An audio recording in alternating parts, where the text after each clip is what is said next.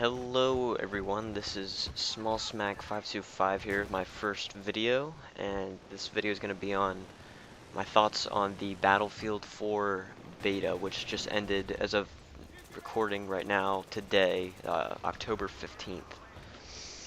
So a lot has changed from Battlefield 4 to Battlefield 3. Unfortunately, I don't have any Battlefield 4 gameplay for you, so this is just some Battlefield 3 gameplay that I'll throw in. I'm not really sure what I'm going to throw in, but something. Um, so I wrote down a list of things that I'm going to talk about and that are different and that have either degraded or increased in significance over the time period of the two games. So the first thing when I talk about is the support class. So obviously in Battlefield 3, um, the support class, has the ammo kit, which they do in Battlefield 4. But however, you do have to unlock the large ammo kit that you see in Battlefield 3. You start off with a kind of a small pack that is limited and will disappear after. I think it gives each gun one mag, but I'm not 100% sure on that. But the support class has lost its C4, and its C4 has been given to the recon class, which is kind of unfortunate. I mean, because I'm a heavy support player, that's what I play. That's my go-to class. I like the big gun with the big magazine, the heavy firepower, the explosives, and the ammo. It's always nice having an unlimited ammunition. However, now that they've taken out the C4, it's definitely taken a toll on the class or kit, whatever you want to call it. Now you can't do anything against tanks. I used to destroy so many tanks in Battlefield 3 with C4. Now you can just shoot it with that stupid grenade launcher they gave you, which is the next thing.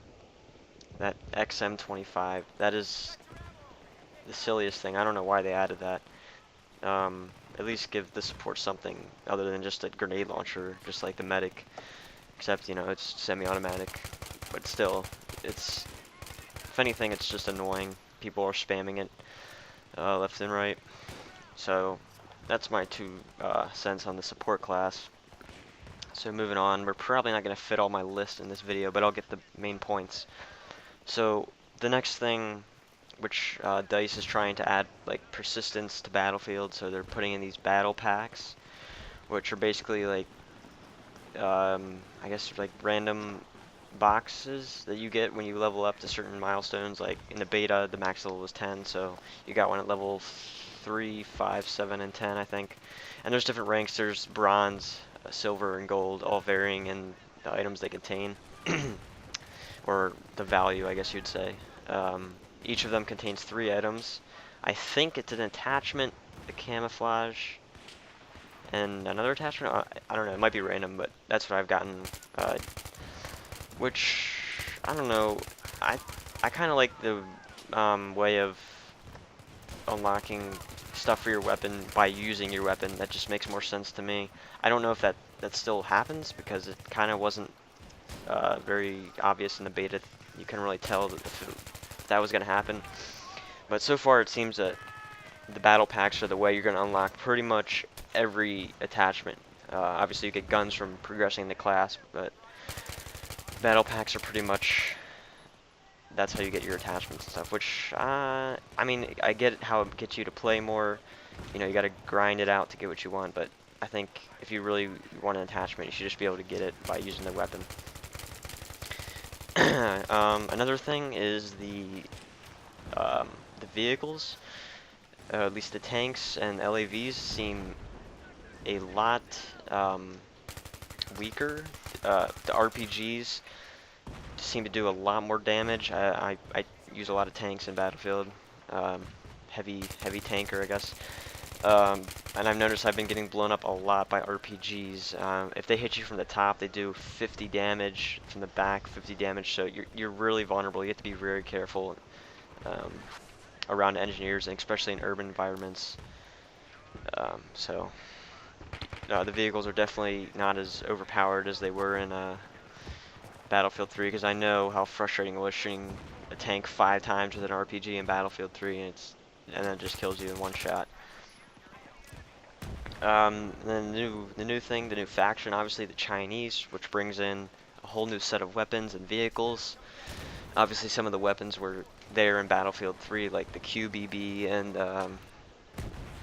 some other guns. I think the Type something, I don't know. Type 88, yeah.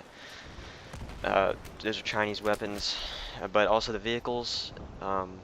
They bring in the Type 99 tank, which I'm actually a really big fan of.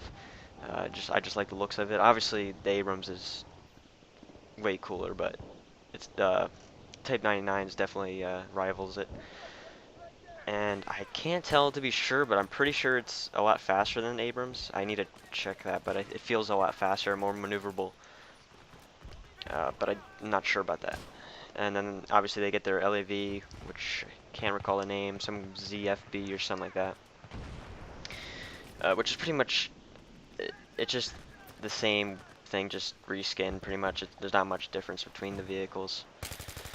Moving on to the, oh yeah, the all-class weapons. So in Battlefield 3 it was just, you know, the personal defense weapons and shotguns were all class, but now you can get carbines, which was previously exclusive to the engineer class. You can get carbines, DMRs, which, if anyone doesn't know, stands for Designated Marksman Rifle, which is basically a mix between a sniper and assault rifle.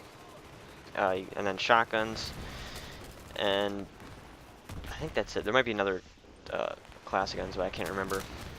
So that's going to be interesting to see supports running around with DMRs with unlimited ammo, spraying it down from a roof. I don't know about that.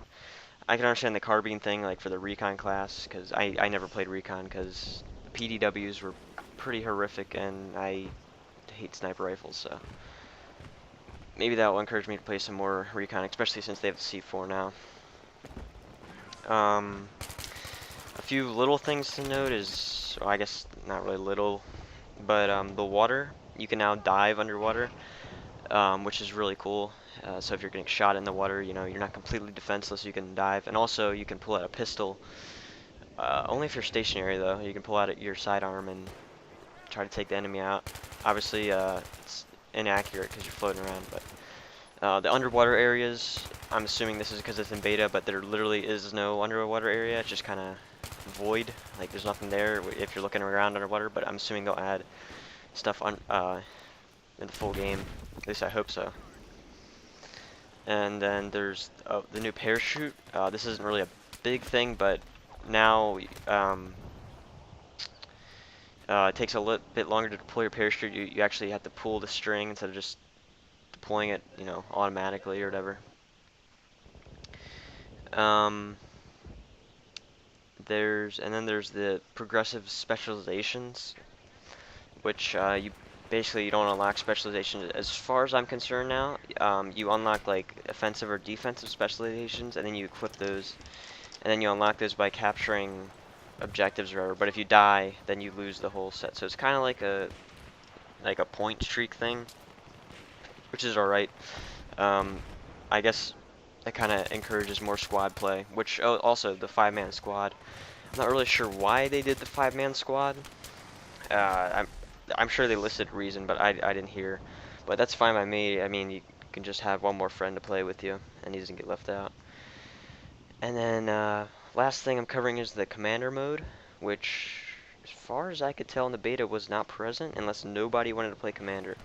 The thing I think that they need to do is kind of like a Red Orchestra. I don't know if anyone's ever played Red Orchestra 2, where the commander's actually in the game, but you know, you sit back, you call in artillery strikes and whatnot, and you still have an overhead view and everything, but you're actually in game, because I think the factor of not being in game deters a lot of people from actually playing the commander mode, because I don't know if it was present in the beta, but nobody was playing. I didn't see any Tomahawk or cruise missiles coming down, or any orders coming in or whatever. So either no one was playing it or it wasn't implemented yet.